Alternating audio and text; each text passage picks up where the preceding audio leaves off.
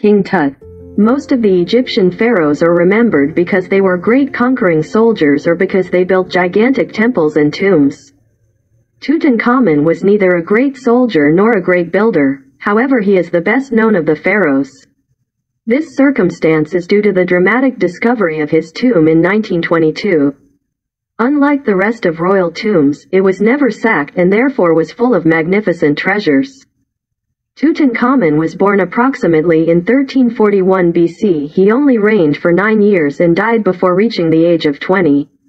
With the name of Tutankhaten, the boy was raised in the new royal capital, Akhetaten. His father Akhenaten had rejected the traditional gods of ancient Egypt in favor of a new god, Aten, and moved the court from the old capital, Thebes. Unlike the ancient gods, Aten was not represented as a person or animal, but as the sun. Tutankhaten's close relationship with the royal family is emphasized by his marriage to Akhenaten's daughter, Akhetaten, much older than him and probably his sister. This marriage gave more consistency to Tutankhaten's aspirations to the throne.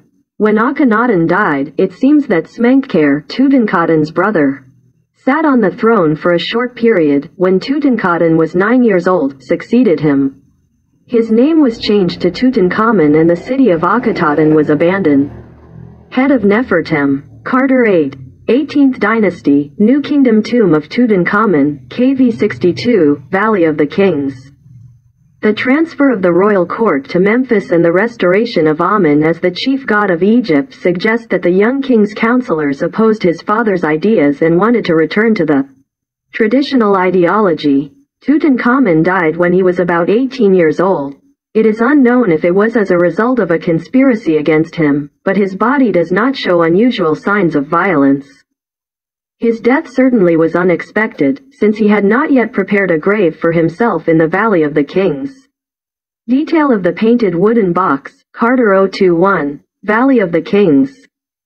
Tomb of Tutankhamun KV 62, 18 Dynasty. This chest was found in the antechamber to the tomb of the king. The decoration represents the traditional theme of victory over Egypt's enemies. On the longer sides of this box, the king is shown on his chariot. By Sandro Vanini instead, a small non-royal tomb was quickly adapted, perhaps destined for an esteemed courtier, and during the 70 days that the mummification of the body lasted its walls were decorated. The modest nature of the tomb meant that, unlike some of the largest and most magnificent tombs in the Valley of the Kings, Tutankhamun's was first ignored and subsequently forgotten. Especially after the debris produced by the excavation of the nearby tomb of Ramses VI. King Tut remained undisturbed for more than 3,500 years. Until his grave was discovered by English archaeologist Howard Carter in 1922. The discovery of the tomb of King Tutankhamun sponsored by the aristocrat Lord Carnarvon.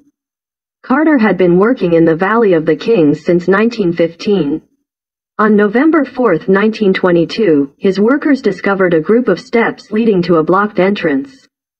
The access seals were intact and mentioned the owner of the tomb, Tutankhamun.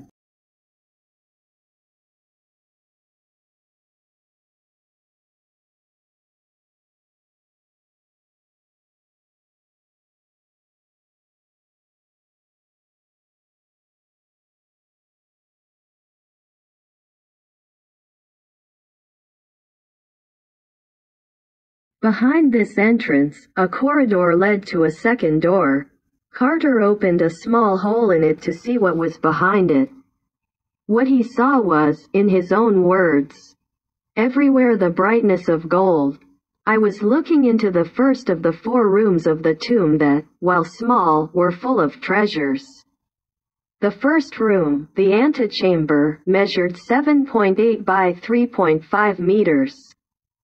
The most notable objects were 3 gold-plated rim beds in the shape of sacred animals stacked against the back wall and, to the left of the entrance, a group of 6 dismantled chariots. 2 doors led out of the antechamber. The first, on the left, led to a small room called the annex, which seems to have been where food, wine and oils were stored for the king. The other entrance, on the right, was completely blocked and guarded by a couple of life-size king statues. This entrance led to the burial chamber. Like the other rooms, the funeral chamber was too small to be the tomb of a pharaoh. It only measured 6.37 x 4.02 meters.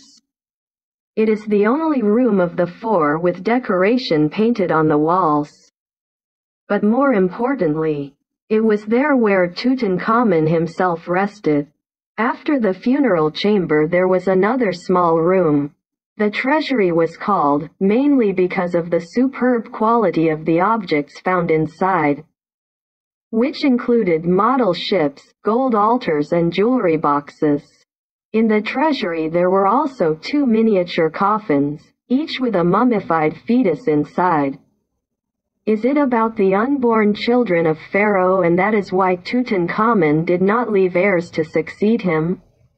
Unfortunately, Lord Carnarvon did not know what was hiding inside the Tutankhamun sarcophagus, because he died earlier. In April 1923, and by then the long task of emptying the grave and conserving the objects inside it had just begun. The work was finally completed in 1932 by Carter, who died 7 years later. The Carnarvon and Carter Memorial is the wonderful collection of objects from the tomb of Tutankhamun that they discovered. In addition to the history of what is surely one of the most exciting and spectacular archaeological discoveries made so far, the funeral mask of King Tut. The mask is only part of the great treasure found in the burial chamber. The mummified body was stored inside several sarcophagi, one inside the other. Inside a quartzite sarcophagus was a cypress wood coffin covered by a thin layer of gold. Inside it was a second gold-plated wooden coffin, elaborately decorated with precious materials, including faience, obsidian and lapis lazuli.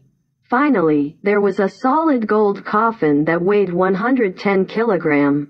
When the latter's lid was lifted, he revealed the mummified body and the golden funeral mask of Tutankhamun. The king's hands were also covered in gold, and the bandages hid an impressive amount of jewelry.